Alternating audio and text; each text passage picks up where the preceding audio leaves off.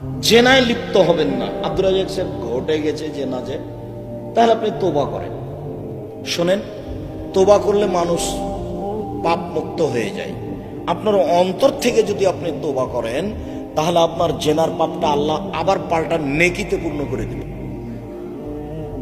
আপনি জেনা বন্ধ করেন, তোবা করেন, আপনি ভালো নারীদের অন্তর্ভুক্ত হয়ে যাবেন, আপনাদের জান্নাতের সব দরজা খোলা।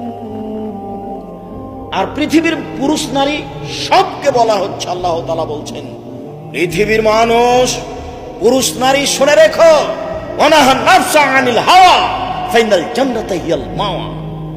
যে ব্যক্তি অশ্লীল কাজ থেকে নিজেকে বিরত রাখতে পারবে, আমি আল্লাহ তাকে জান্নাতুল মাওয়া দিয়ে দিলাম।